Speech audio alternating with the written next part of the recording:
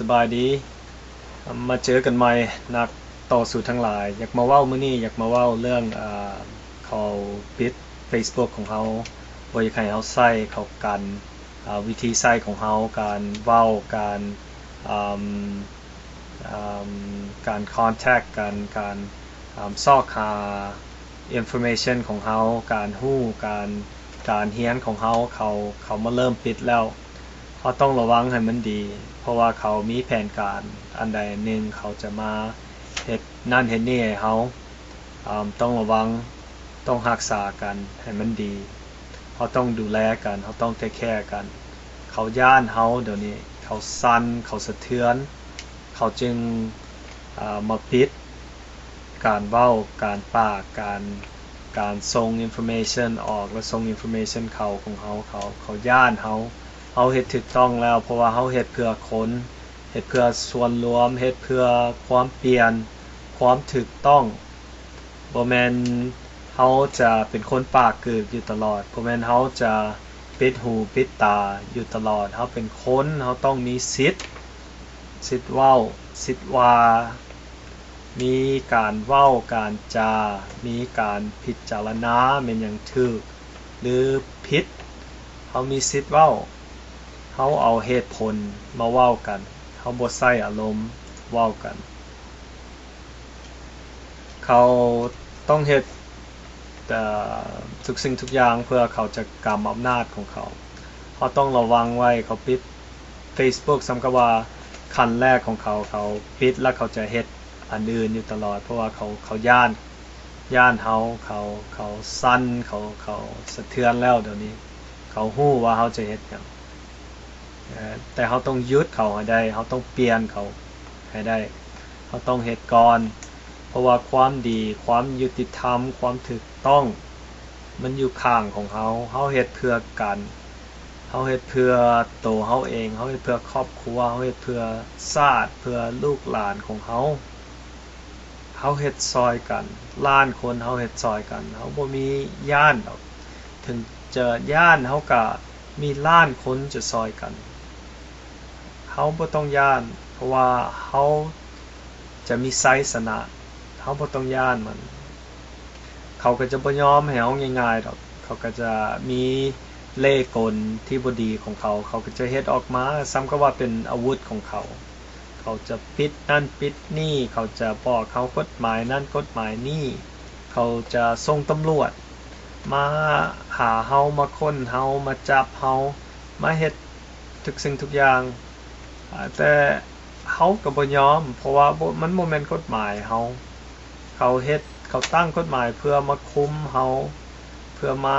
เฮ็ดให้เฮาเป็นคนใช้ของเขาเป็นขี้ข้าเขา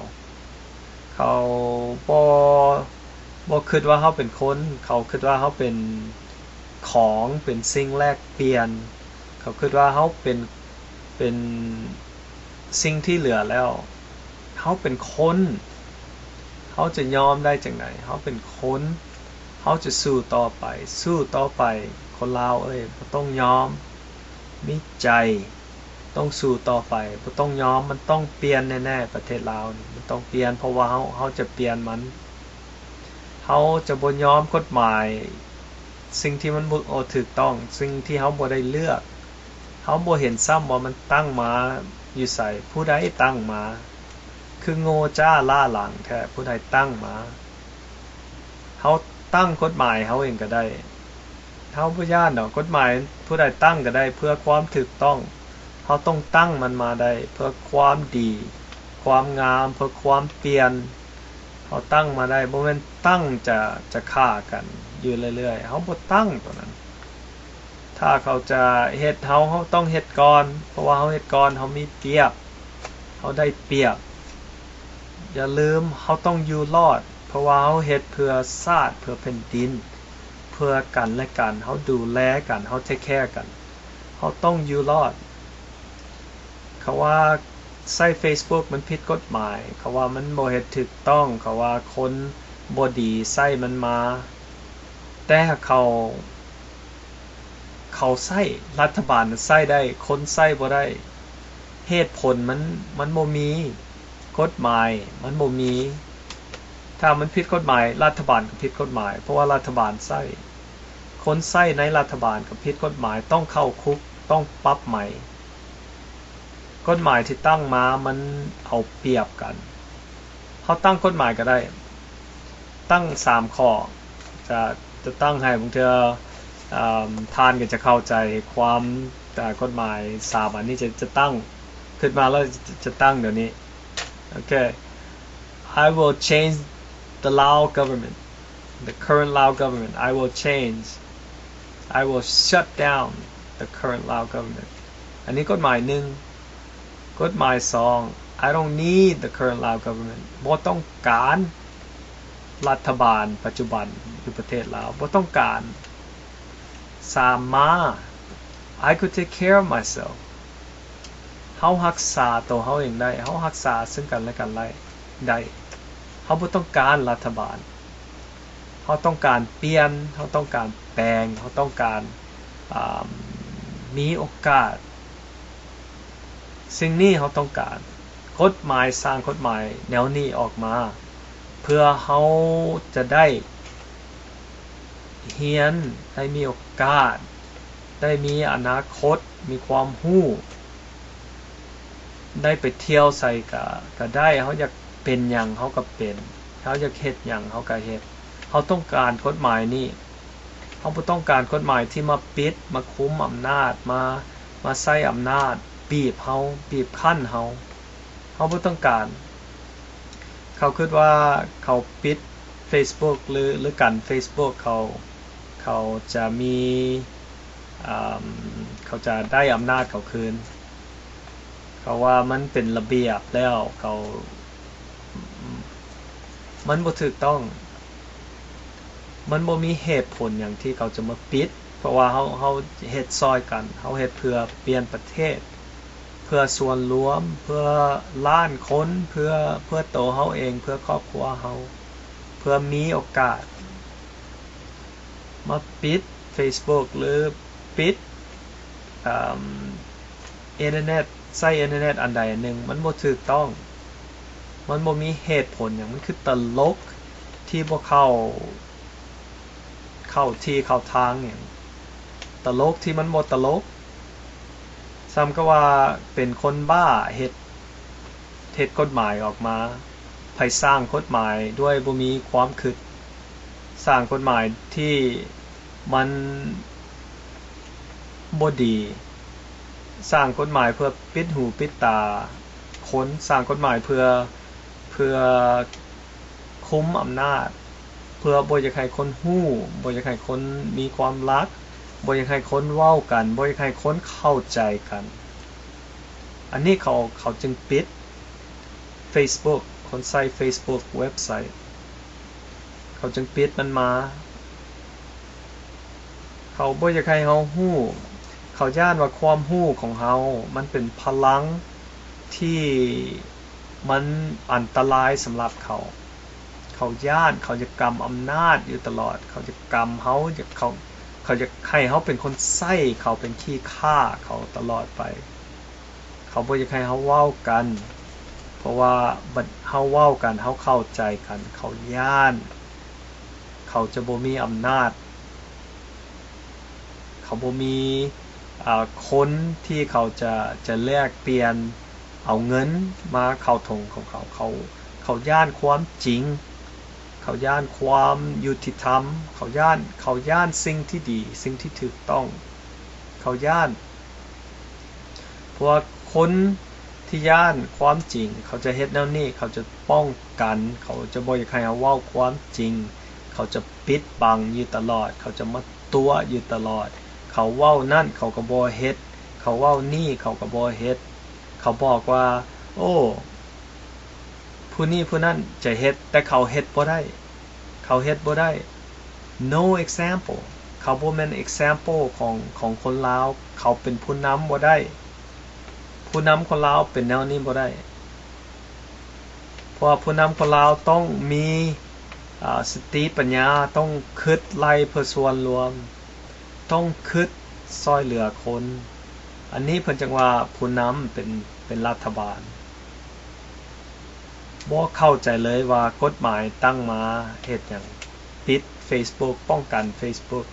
ปิดมาให้คนเว้ากันบ่ได้มันกฎหมายที่บ่มีเหตุผลพวกเขาบ่ต้องสนใจกฎหมายนี้กฎหมายที่มันบ่ถูกเขาบ่เอาเพราะว่าเขาบ่ได้เลือกมันกฎหมายเขาตั้งมาเพื่อเอาสิทธิ์เฮาสิทธิ์มนุษย์ของเฮาเขาลักเอาของเฮาเขาบ่อยากให้เฮาฮู้เขาบ่อยากให้เฮามีความคิดหยังเขาบ่อยากให้เฮาเว้ากันเขาบ่อยากให้เฮาใช้แต่หากรัฐบาลเขาใช้ได้เขาเฮ็ดได้แต่คนเฮาเขาบ่อยากให้เฮ็ดเหตุผลมันบ่มีเลยเหตุผลมันบ่มีเหตุผลเฮาตั้งกฎหมายเฮาก็ได้มันคือตั้งมาแหละ3กฎหมายจะล้มรัฐบาลจะเปลี่ยนรัฐบาล2มาเฮาบ่ต้องการรัฐบาลนี้3มาเฮาเทคแคร์กันและกันได้เฮาเทคแคร์ตัวเองเฮาได้กฎหมายเฮาเฮ็ดมาเฮาตั้งมาก็ได้ตั้งเพื่อส่วนรวมตั้งเพื่อกันและกันเฮาปรึกษากันว่ากฎหมายนี้มันถูกต้องบ่หรือมันบ่ถูกต้องเราก็ใช้มันใช้ทุกคนก็ใช้มันบ่แม่นว่ารัฐบาลใช้แม่นคนใช้แล้วรัฐบาลจะบ่ใช้รัฐบาลตั้งมาแล้วรัฐบาลบ่ใช้มันบ่แม่นกฎหมายมันแม่นอำนาจทหารบีบคั้นกันมันบ่แม่นรัฐบาลเพื่อคนส่วนรวมเฮาต้องสู้ต่อไปนักสู้เฮาความเปลี่ยนมันจะมาประเทศลาวเฮาแน่ๆเฮาฮู้ว่ามันจะเปลี่ยนแน่นอนเฮาฮู้ว่าศัตรูเฮาเป็นไผเฮาฮู้ว่ามันย้านเฮาฮู้ว่าเฮาเฮ็ดมันถูกต้องแล้วเฮาฮู้หน้ามันเป็นจังได๋เฮาฮู้ครอบครัวมันเป็นจังได๋เฮาต้องเฮ็ดก่อนมันจะเฮ็ดเฮาต้องดูแลกันเฮาต้องซอยกันเฮาต้องปรึกษากันเฮาต้องเว้ากันเฮาต้องเว้ากันได้เขาย้านเฮาเพราะว่าเฮาเว้าเฮามีพลังหลายเพราะว่าเฮาเว้ากันเฮาจะเฮ็ดสิ่งที่เฮาอยากเฮ็ดเพราะว่าเขาเอิ้น democracy เฮาเฮ็ดหยังก็ได้เพราะว่าเฮาเฮ็ดเพื่ออนาคตของเฮาเพื่อความรู้ความรักเฮาการศึกษาของเฮาค้นคว้าเฮาเฮ็ดได้เพราะว่าอันนี้คือ democracy เฮาต้องอยู่รอดเฮาต้องหาวิธีแก้ไขมันก็มีมาแล้วเขาก็เฮ็ดมาแล้วเขาเฮ็ดออกมาต่างประเทศเขาเฮ็ดออกมาแล้วแก้ไขรัฐบาลที่บ่ดีที่คุม Facebook ว่าอย่างไรคนใช้ Facebook เขาฮู้วิธีมันแล้วเขาฮู้เฮ็ดแล้วเขาเฮ็ดออกมาแล้วคนสลาดแท้ๆเขาหาวิธีทางแก้ไขแล้วเขาลักเอาbasic human rights เขาลากเอาไปเขามาตัวเขามาต้มเขาบ่อยากให้เฮาฮู้เขาบ่อยากให้เฮาเว้ากันเขาบ่อยากให้เฮาส่งinformation หากันและกันเพราะว่าเขาย้านเพราะว่าเขาย้านความดีคนย้านความดีมันก็คุมเฮาบ่ได้เพราะว่ามันบ่มีเหตุผลอย่างที่จะคุมเฮาได้เขาลากเอาของเฮามันแม่นของเฮาสิ่งของเฮามันเฮาต้องรักษามันไว้ถึงแม้นเฮาเกิดมาเป็นคนทุกข์หรือคนมีเงินก็ตามเป็นหญิงหรือเป็นชายเฮาเกิดมาเฮาก็ตายไปเป็นคนลาวคือเก่าตายไปเฮาผมเฮามันบ่เปลี่ยนเป็นผมท้องมันบ่เปลี่ยนเป็นเป็นอันอื่นเป็นคนชาติอื่นมันก็ยังเป็นคนลาวคือเก่าอย่าลืมเฮาเปลี่ยนเพื่อกันและกันเฮาเปลี่ยนเพื่อประเทศชาติกฎหมายที่บ่ดีเฮาบ่ยอมเฮาบ่เอาเฮาตั้งกฎหมายเฮาก็ได้3กฎหมายที่ตั้งมาเฮาตั้งก็ได้เฮาจะบ่หยุดเฮาจะบ่ถอย เขาจะสู้ต่อไปเขาหากมีวิธีทางของเขาจะสู้ต่อไปไม่ต้องยอม democracy ครับมันเขาเว้ากันเถื่อเขา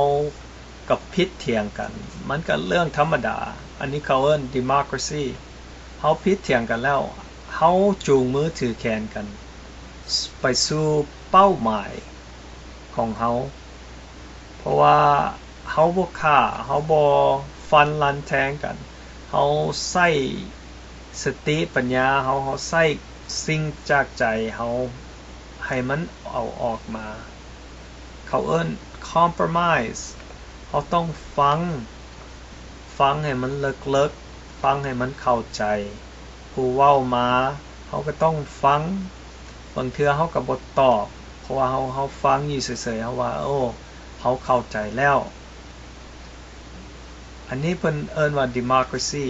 เพราะว่าเขาจะบ่ถูกอยู่ตลอดบางเทื่อเขาก็ผิดบางเทื่อเขาก็ถูก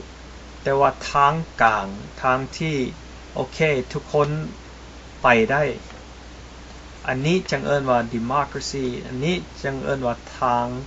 compromise อันนี้เพิ่นจังเอิ้นว่าทางกลางบ่แม่นซ้ายและบ่แม่นขวาทางกลางที่เฮาจะไปที่เฮาจะเฮ็ดได้อย่าลืมฟังให้มันดีฟังให้มันคักเข้าใจกันบ่แม่นแต่ฟังเฮาต้องเข้าใจเพราะว่าเฮาเฮ็ดเพื่อทุกคนเฮาเฮ็ดเพื่อส่วนรวมเฮาเฮ็ดเพื่อกันและกันเฮาช่วยเหลือกันคนลาวเฮาอยู่รอดแน่นอนเฮาจะอยู่รอดชาตินี้ชาติหน้าลูกหลานเฮาต้องอยู่รอดแต่เฮาต้องเป็นตัวอย่างเฮาต้องเป็นตัวอย่างเป็น example ให้เจ้าเบิงว่าเฮาเป็นคนแนวใดเฮาคิดแนวใดเฮาต้องเป็นตัวอย่างก่อนถ้าเฮาอยากให้เขาเปลี่ยนเฮาต้องเปลี่ยนตัวเฮาก่อนเฮาต้อง set the example เฮาต้องเปลี่ยนตัวเฮาก่อนเฮาจะเปลี่ยนคนอื่นได้โอเครักษากันคนลาวเอากันเท่านี้ก่อนแล้วเฮาก็กลับมาเว้ากันใหม่หากคนลาว peace